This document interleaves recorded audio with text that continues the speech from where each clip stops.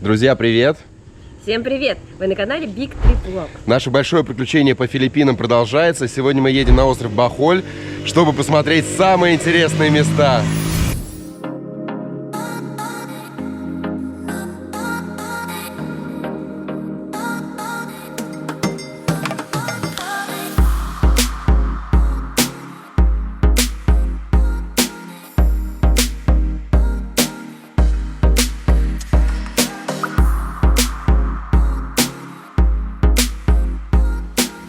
Друзья, отдыхались мы в хороших отелях. Сейчас мы выбрали себе жилье поскромнее. Здесь проведем мы еще 4 ночи. Такая ситуация с жильем, потому что сейчас высокий сезон.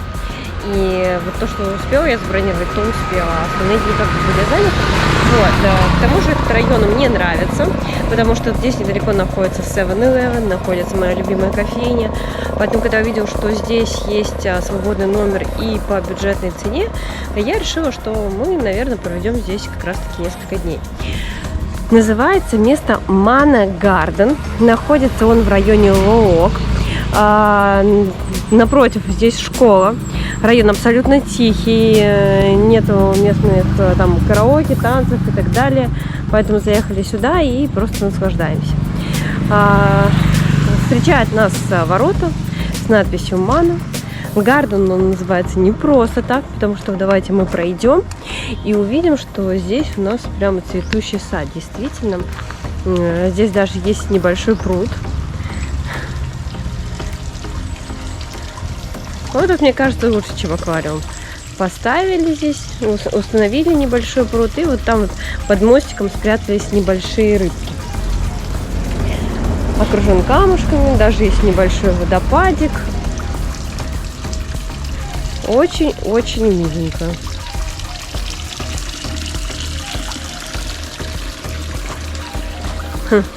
Машина похожа на наш УАЗик. Вся разукрашенная, с надписью этого резорта. Дальше проходим по прямой. Также мы видим красивые розовые цветочки. Это домик помощницы. Она находится здесь и в любой момент поможет вам по любому вопросу. Проходим немного дальше и видим белый дом, где находятся комнаты для гостей. Сейчас мы пройдем в нашу комнату, и я вам ее покажу. Здесь есть небольшая терраса. В этом вечером можно здесь расположиться или просто, например, позавтракать. Здравствуйте. Здравствуйте, добро пожаловать в наши апартаменты. Немного вам расскажу о них. Здесь есть кроватка, достаточно уютная, не маленькая. И сама комнатка, заходите, пожалуйста, она, не такая уж и маленькая, как могло показаться на первый взгляд. Потому что здесь есть даже небольшая раковина. Кухонный уголок, я бы даже сказала. Кухонный уголок, правда, из кухонного уголка здесь есть только чайник и раковина.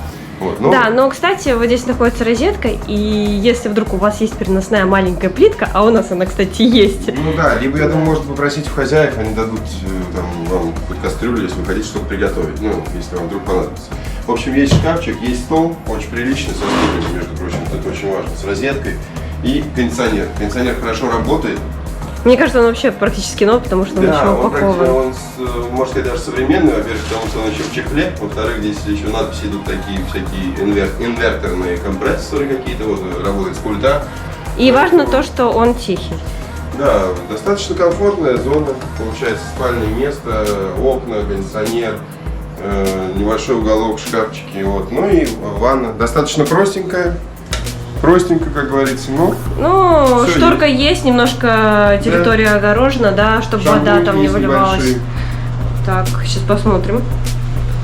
Да, гель для душа, шампунь, все есть, горячая вода есть, маленькое зеркало, скромный унитаз и раковина. В целом, нормально. Нормально. Оставим ссылочку на это жилье в описании, друзья. Также смотрите стоимость этого жилья. За 1000 песо за сутки, мне кажется, это вообще 1000 шикарно. песо, бюджетный вариант, и находится в 900 метрах от моря еще. Да, в 900 метрах от моря, и плюс недалеко от магазинчиков, кафешек, поэтому классно.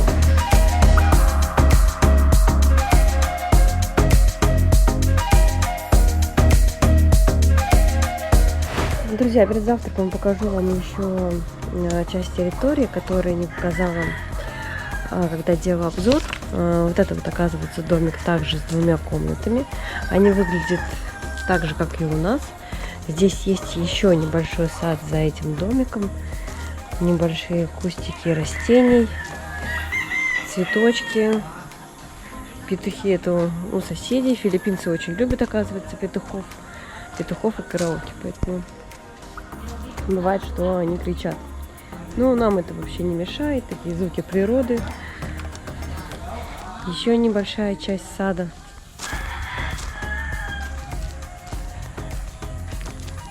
Так, и самое еще важное, это сейчас показать вам место для наших завтраков. Помимо этого всегда можно делать чай, кофе. Сейчас мы вернемся. Вот получается наша комната. И слева от нее находится территория, где нам сейчас будут готовить завтрак. Где мы будем, точнее, кушать его. Готовить-то будет на кухне. Здесь же стоит роутер, поэтому интернет хорошо у нас в комнате работает.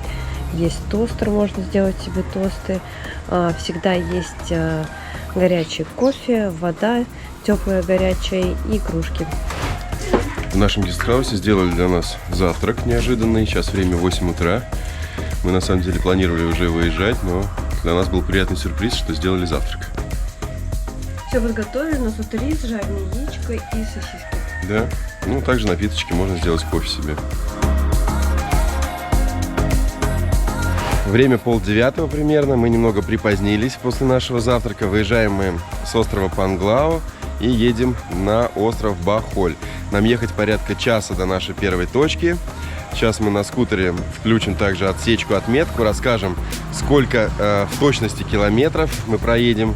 Весь наш маршрут мы вам покажем. И это будут самые интересные точки с экскурсией, которые можно приобрести здесь, на Панглау, которая называется как Countryside, правильно? Да, правильно. Эта экскурсия называется Countryside. Она включает в себя порядка 10 локаций. Вам предоставляется трансфер, где вас возят, и вы дополнительно платите за вход. Трансфер у нас будет самостоятельно сегодня. Мы поедем на скутере. А так здесь эта экскурсия стоит от 500 до 800 песо. Почему мы решили самостоятельно поехать? Потому что именно турсагентство включает в себя очень много точек, которые нам лично не интересны, а интересны 2-3, которые мы и посетим. Да, сегодня будут основные точки в этой программе. Отправляемся в наше самостоятельное путешествие на Honda Click, который мы также арендовали здесь на несколько дней. Включаем колонку с музыкой, надеваем шлемы, очки и отправляемся в путь.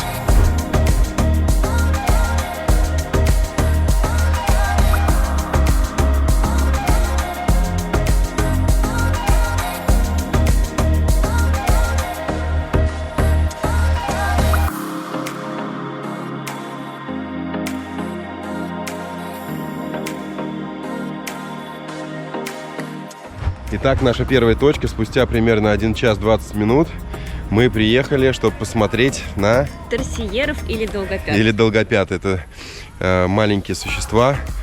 Существует как минимум 2 парка. И вот в один из них мы приехали. Примерно 51 километр по спидометру. Сначала 15 километров мы ехали до Бахоля, до столицы. Как называется город? На Т. Такбиларан. Да, Такбиларан. Потом мы проехали еще километров 20 по различным городам, въехали в горную часть. Здесь уже красивые виды, пейзажи, такой, знаете, Бали или Шри-Ланка стайл. Да, проезжали красивый лес с деревьями. Возможно, на обратном пути, если будет не очень темно, мы там еще остановимся, подснимем. Вот, но в любом случае немножко со скутера мы вам эти кадры показали. Ну а теперь идем внутрь, в этот парк. Сейчас мы покупаем билеты в этот парк. Стоимость 100 песо с человека. Насколько мы знаем, что в другом парке сейчас цена 150 песо, но разницы практически нет в том плане, что в какой из них вы поедете. Мы выбрали этот, почитали последние отзывы, говорят, здесь чуть больше этих веселых приматов. Красивые билеты, посмотрите, какие они в виде открыток, которые можно потом послать родным или друзьям. А на открытке изображен как раз, покажи. Торсиер. Да, вот такой вот. И помимо этого, недавно мы обнаружили, что на Филиппинах есть еще купюра 200 песо, и на них тоже изображен торсиер, поэтому мы решили сохранить эту купюру, нигде не расплачиваться и сфотографироваться потом с торсиером.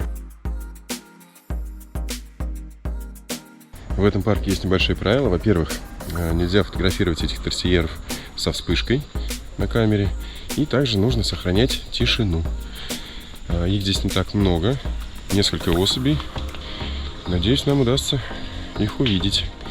Они свою активность проявляют ночью, а днем они предпочитают спать. Но пока еще не сильно прям уж день, поэтому, надеюсь, они будут активны. По всей территории парка есть вот такие вот гиды. Они стоят в местах, где и находятся долгопяты. Я не показываю вам их. Вот сейчас Томочка делает фотографии с одним из них. Я уже успел поснимать на камеру. Поэтому немножко стоим, фотографируемся, любуемся, проходим дальше. Идем гуляем и смотрим других терсьер.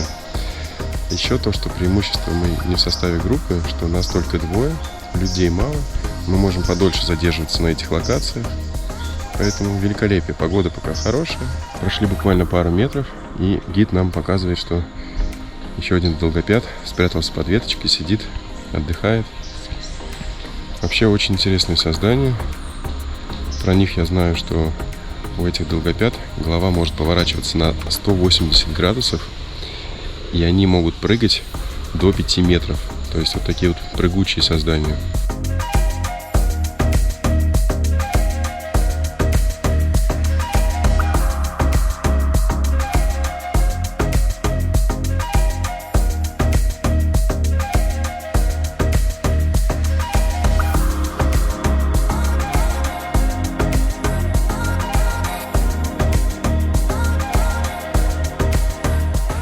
Мы уже видим пятого примата, все они сидят на ветках, высоко, под листочками. Но, к сожалению, спят, некоторые открывают на какой-то момент глазки, но потом отворачиваются. Ну, я думаю, им либо страшно, либо они просто отдыхают.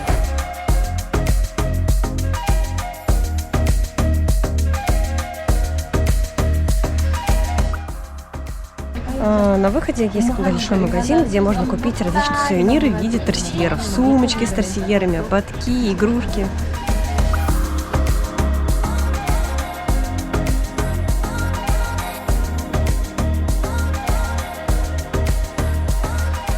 Мы уже вышли из парка, как раз вовремя, очень много подъезжает туристов, вот на таких мини-басах, целыми группами выгружаются, поэтому, когда мы были, гуляли практически только вдвоем, еще были несколько туристов, которых мы пропускали, можно было задержаться, вернуться обратно, мы сделали классные фотографии, не без помощи наших помощников, гидов, которые стоят на точках, за небольшой донейшн они и нас сфотографировали, и этих милых созданий.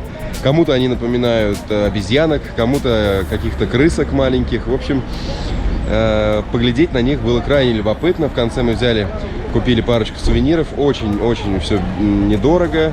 Даже в сувенирном магазине на выходе. Поэтому крайне рекомендую вам именно этот парк. Он называется Бахоль, Терсьер и как-то еще. В самом начале вы видели плашку, но Бахоль Терсьер. В общем, отличный парк. Мы рады, что выбрали именно его. Увидели порядка 6-7 приматов. В общем, большая удача, и мы очень довольны. Сейчас мы отправляемся дальше, на следующую точку, до которой нам ехать еще дальше от Панглау. Поэтому мы сделали эту остановку здесь не случайно. Решили остановиться не в самом конце пути, а немножко передохнув. Сейчас поедем дальше. Сейчас мы едем на Шоколадные холмы. Ехать нам 30 километров. Да, еще дальше в сторону от Панглау. Вот, потом расскажем вам, сколько занял весь наш путь. Поэтому надеваем шлемы, включаем колонку с музыкой. И погнали. И погнали.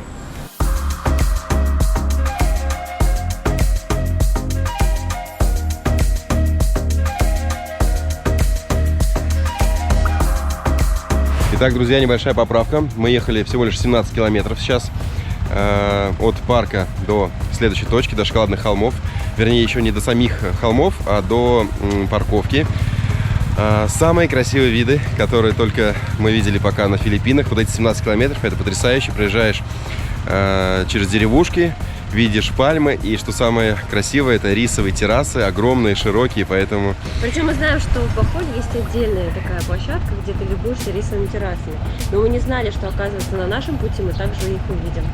Да, друзья, поэтому всем рекомендуем, кто любит путешествовать на скутере, проделать этот путь самостоятельно. Нам очень-очень понравились виды. Сейчас мы приехали, припарковались, заплатили еще по 100 песо. за трансфер до холмов. То есть сейчас мы поедем на каком-то специальном шаттле, да, до шоколадных холмов.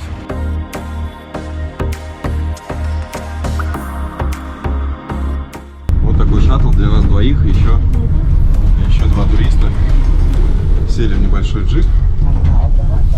И сейчас едем уже к вершине этих холмов, к обзорной площадке.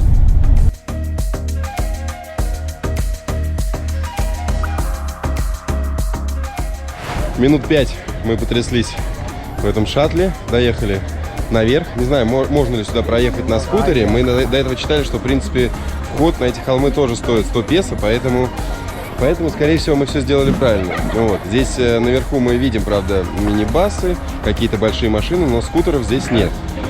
Сейчас будем подниматься наверх, на обзорную площадку, откуда открывается самый лучший вид на холмы.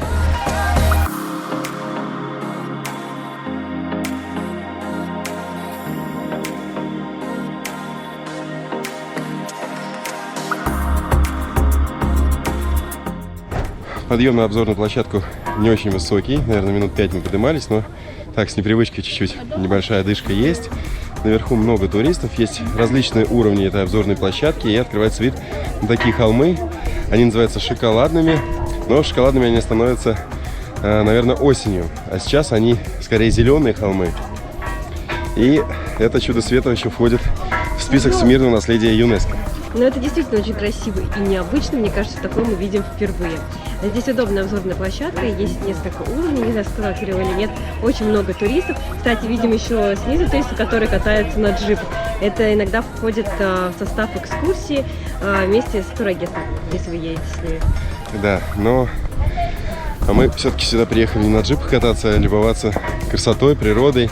Количество этих холмов, информация об их количестве разнится от 1200 до 1800. Очень-очень их много во все стороны. Если посмотреть, везде есть такие насыпные холмы зеленого цвета, рисовые террасы, также природа, красота. Единственное, что мы расстроились, наверху есть табличка, вот здесь вот, на самой высшей точке, и там есть такие смотрители, которые за всем следят, то, что нельзя летать на дроне. Мы еще попробуем спуститься вниз, и, возможно, с нижней точки еще немного полетаем и покажем эту красоту.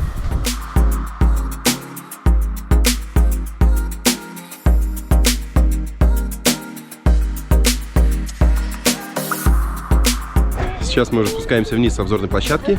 По дороге также есть небольшие заходы, такие беседочки, где можно тоже делать фотографии. Но людей очень много. Сейчас, наверное, самый уже такой разгар, самый пик, потому что время обеденное. Особенно много детей здесь. Да, но достопримечательность любопытная. Холмы действительно зеленые, их очень много. Единственное, что солнышко светило прямо в лицо, поэтому... Еще интересно, что они не только по одной стороне, они со всех сторон. Со всех сторон, абсолютно. Холмы на 360. Я очень надеюсь, сейчас мы спустимся и получится где-то в укромном местечке запустить дрон.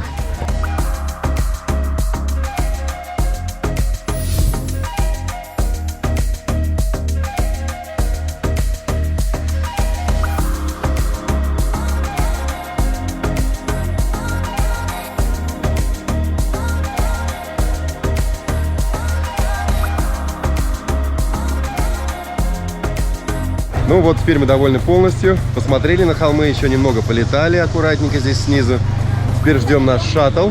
Они ходят здесь регулярно, постоянно.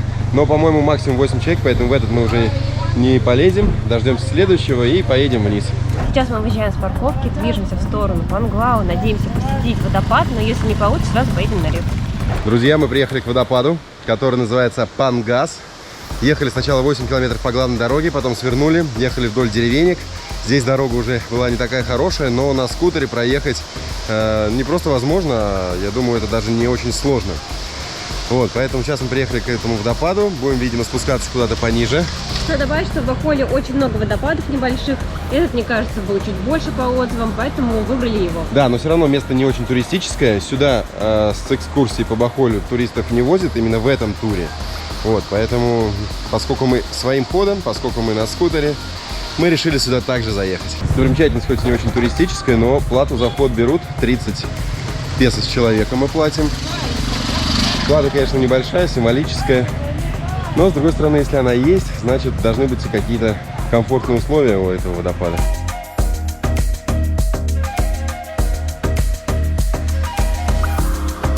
Спустились по лесенке очень быстро. И вот такое зрелище перед нами. Несколько каскадов этого водопада, вполне неплохо. Есть специальная локация для фотографии. Можно залезть вот сюда на камень, вот на этот перешейк, сделать фотографию. Купаться мы здесь не решились, а вот Томочку отправим для хороших фотографий. Но надо быть аккуратным, здесь достаточно скользко. Вот сейчас Томочка заберется вот на этот соседний камень, а дальше посмотрим. Ну что, локация неплохая, чтобы сюда заехать. Минут на 10 полюбоваться водопадами. Тут еще рядом есть мостик, хотим до него доехать. Он, конечно, выглядит нерабочим, но, может быть, для фотографии. Да, а может быть там еще дрон запустим. Знаете, там такой старый мост. Надеюсь, он нас выдержит. На скутере проехали буквально секунд 30, и вот он, тот самый мост, деревянный, немного шатающийся. Но мы спросили у местных жителей, сказали, что вы вполне можете здесь пройти. На экскурсии возят в состав экскурсии на Пабахол, на мост Бамбуковый, но он более оборудован, а здесь... Ну, он так большой, а здесь зато природа красивая. Конечно. Пальмы. Нет, этот мост выглядит, конечно, просто чудесно. Сейчас посмотрим, какие выйдут кадры. Также хочу здесь запустить дрон. В общем, наслаждаемся.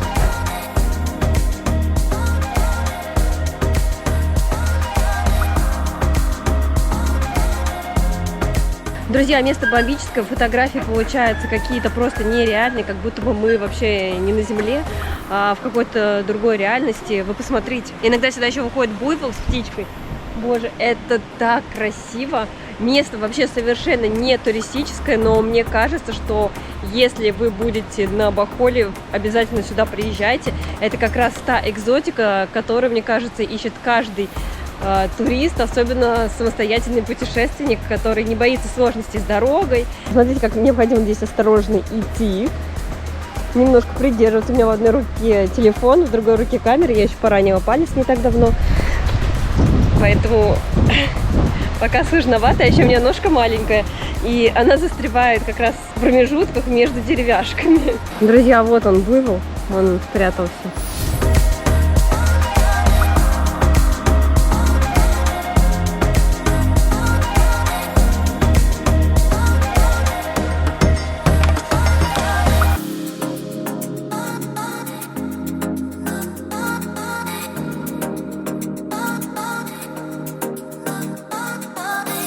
Ну, только запустили дрон, сняли пару кадров, и начался дождь. Надеюсь, он пройдет, хотя во второй половине дня погода на Бахоле, на Панглау очень изменчива. Лучше все делать, все решать в первой половине дня, по крайней мере, вот сейчас, в конце декабря. Поэтому сейчас мы переждаем. Мы провели больше времени на Панглау, ничего не снимали, немного отдыхали, разбирали какие-то материалы. Но все равно мы снимали для вас пляжи, вы видели это в выпуске, видели пляжи, видели еще какие-то вот, но... Ну вот за эти дни мы успели проанализировать, что погода здесь весьма переменчивая, и лучше всего, если куда-то отправляться, то лучше это делать утром. Да, сейчас мы пережидаем дождь и хотим отправиться в последнюю точку на сегодня. Это река. Устроить, может быть, даже тур на лодочке по реке, но это только если нам позволит это сделать погода. Еще примечательно, что вот этот тур, он называется Countryside, что в переводе сельская местность. И мне кажется, что вот именно наш тур, с которым мы устроили с Кириллом, он такой... Он больше похож на сельскую местность, это правда. Местность, потому что здесь и козочки бегают, и курочки, и по этому мостику, и буйволу увидели, и все в тропической зелени, очень красиво. Да, во время группового тура вас отвозят в такие достаточно туристические места, там будет у вас сад бабочек. Сад бабочек, ну, я имел в виду вот эту вот деревню, где за донейшн там пляшут, танцуют какие-то жители в нарядах. Но то, что сейчас видим мы, вот эту вот атмосферу деревни, здесь куры, петухи, мы укрылись в какой-то сторожке деревянной. В общем, вот это действительно countryside, да. Дождик то начинается, то заканчивается. Мы сделали остановку до этого возле пекарни. Съели пончики. Представляете, один пончик, не стали вам снимать, стоил 5 песо. То есть это просто очень-очень дешево у дороги. А сейчас мы остановились в том самом лесу, который мы проезжали, когда ехали сюда. Он знаменит тем, что ветви деревьев окутывают это пространство и полностью защищают от солнца. То есть получается такое сверху, как купол. Купол из деревьев, из ветвей. Очень красивое место. И когда здесь нет машин, когда никто не проезжает, то получаются очень красивые кадры и, в принципе, виды впечатляющие. Мы приехали к финальной точке на сегодня. Приехали к реке, которая называется Лабок. Вот такое вот нехитрое название. Обычно сюда возят группы туристов, которые на огромном катамаране катаются по этой речке. Также у них включен ланч, но это все за дополнительную плату. Это все стоит порядка 800 песо, наверное. Сейчас я у Тома уточню, потому что мы недавно смотрели цены. То есть 800 песо с ланчем. Мы сейчас договорились на private тур только для двоих на лодочке по этой же реке. Без ланча, без там музыкальной программы. Вот сейчас, кстати, проплывает один из таких теплоходов. Я вам сейчас сверху покажу, как это все выглядит. Вот, мы договорились за 1200 за двоих. Просто такой private тур. Не пропустите вот эту красную табличку, если хотите также отправиться лишь вдвоем, потому что мы ее проехали, пришлось возвращаться, спрашивать. Поэтому вот такая вот табличка опознавательная. А сейчас давайте посмотрим, как выглядит этот теплоход, на который привозят большие группы людей.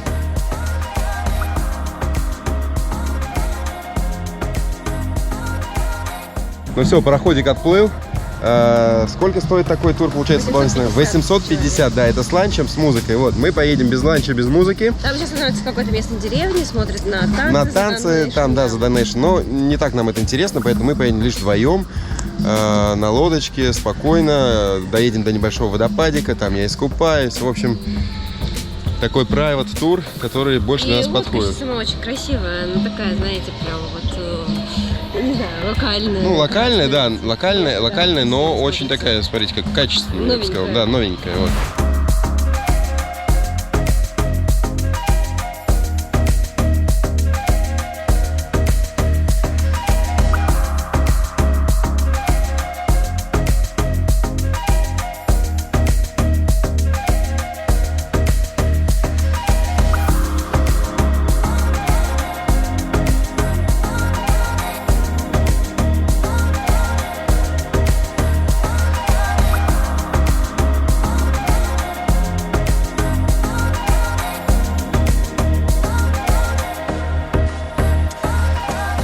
Наверное, минут 20 мы шли на нашей лодочке. Начался небольшой дождик. И сейчас мы пришвартовались к камушку. И рядом есть водопад. Там можно окунуться, искупаться, что я сейчас и планирую сделать, несмотря на то, что идет небольшой дождь. Очень сильное течение, говорит Кирилл. Получается, у нас здесь два водопадика. Первый вот и второй поодаль.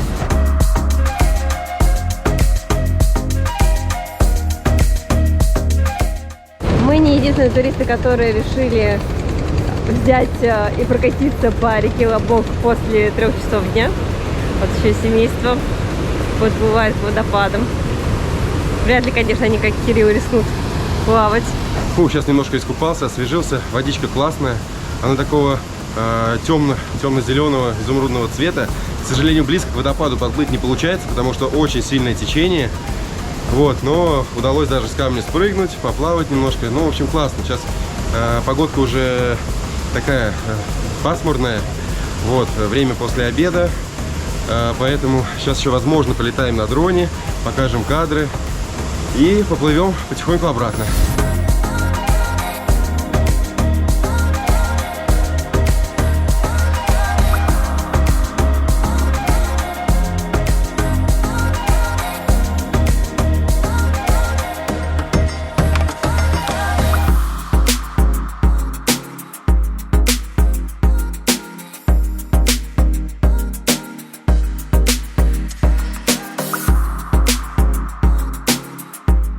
Интересно, что на всем пути у нас было очень много пальм, природы, и мы ехали на байке. А сейчас эта прогулка показала, что можно эту красоту увидеть не только на скутере, но еще и плавая на лодочке. Да, поэтому выбирать вам либо частный тур, как у нас, но без еды. Мы заплатили, получается, 1200 песо за двоих. Либо, получается, 1700 песо на двоих, но с ланчем, на комфортабельном катамаране, с музыкой. Вот, нам такой вариант больше по душе, потому что мы остановились, поплавали. Нам наш капитан рассказал, то, что в прошлом году был тайфун, да, берега размыло, какие-то деревья попадали. Вот, про свой семейный бизнес. которым он здесь владеет. Поэтому обращайтесь к нему. Я думаю, Да, он у него будет здесь, рад. кстати, лодочек, все они новенькие, такие красивые, на них интересно сделать фотографии. Да, еще хочу добавить, сколько мы за сегодня проехали на скутере. До этого момента мы проехали 108 километров. Сейчас мы поедем обратно, нам осталось сколько? 37. Итого, получается, 145 километров занял весь этот маршрут. Полностью маршрут 145 километров. Ну, смотрите сами, либо комфортабельно вас отвезут, привезут на минивэне, да, вы заплатите от 500 до 800 песо с человека. Это только трансфер. Вам дополнительно нужно будет оплачивать, так же, как и мы платили, все входы-проходы на другие да, активности. Дополнительно там будут еще и змеи, бабочки, будет бамбуковый мост. Правда, у нас мост, я считаю, был гораздо краше, да, вот, очень атмосферный. Да, мы заезжали еще на водопад. Вот, ну а так примерно маршрут такой же. На скутере, смотрите на все. Любуйтесь природой, да. Когда захотели, остановились, едете дальше, выбираете сами себе интересные места. Да, если вы владеете скутером, вам не страшно проехать 145 километров, то мы вам настоятельно рекомендуем. В целом это было несложно. Да, это было несложно. Мы выехали, получается, 8:30, правильно, или в 9? Нет, 8:30 мы выехали, и в 9:50 мы были у Торсьера. Да, то есть 1:20 мы ехали до первой точки, потом еще 20 минут до шоколадных холмов, ну и потом уже возвращались обратно потихонечку. Сейчас время сколько? Примерно 3:30, наверное, да? Нет. Уже 4, уже начало 5. Уже начало 5, вот, сейчас мы, пока еще светло, возвращаемся обратно, едем на Панглау. Ну, переоденемся и уже встретимся, да, встретимся с вами на ужине. И, как всегда, покажем вам вкусный и красивый филиппинский ужин, да. Все, друзья, до встречи вечером.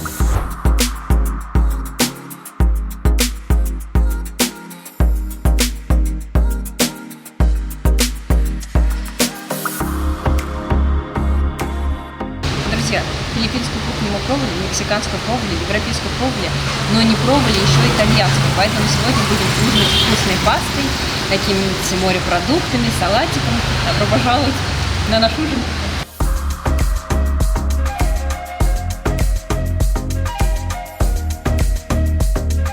Помимо вкусного вина мы заказали себе аперитив. Это хрустящие кальмары во фритюре. Подаются вместе с соусом. Это действительно очень вкусно, нежный кальмар, хрустящая панировка, и они очень горячие, поэтому Кириллу надо скорее успеть их поесть.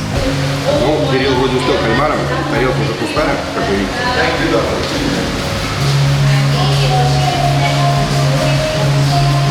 Панировка немного разваливается. Но надо отметить, что панировка здесь тоже очень вкусная.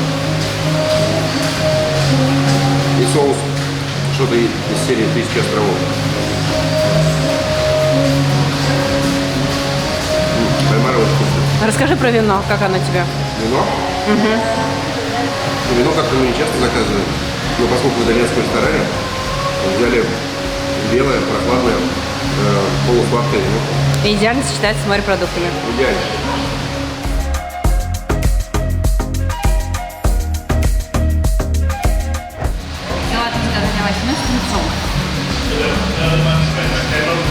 Главное, что огромная порция, да, просто салата, не знаю, на троих, наверное, на 4, может быть. Хотя практически на Филиппинах везде огромные порции, поэтому это учитывайте. Мы иногда закажем, а потом не можем все съесть. Салат вкусный, зелень очень свежая. Что в салате? Какая зелень?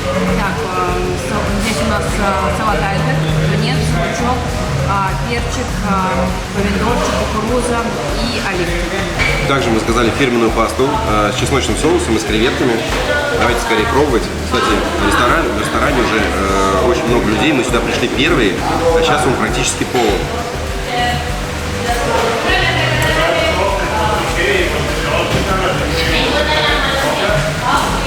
Ну, не зря это итальянский ресторан. И владелец ресторана, кстати, из Неаполя. Макароны, конечно, очень вкусные, идеально сваренные.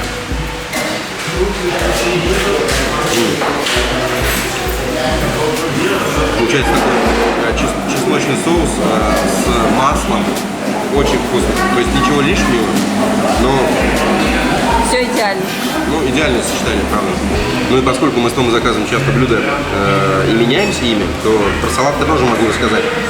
Том забыл упомянуть, что здесь, во-первых, присутствуют еще ингредиенты в составе артишоки, а также перчик, который подается к этому салату, он сделан такой, знаете, на гриле, то есть очищенный кожуркой, очень вкусный.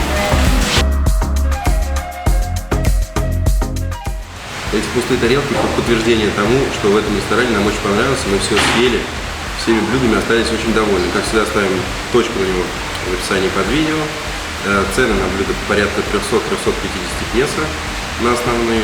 Сейчас мы переждем небольшой дождик, который начался, чтобы доехать до скутера обратно до нашего дома. Ну а на сегодня все, друзья.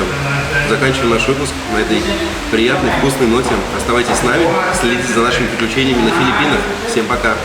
Пока, друзья!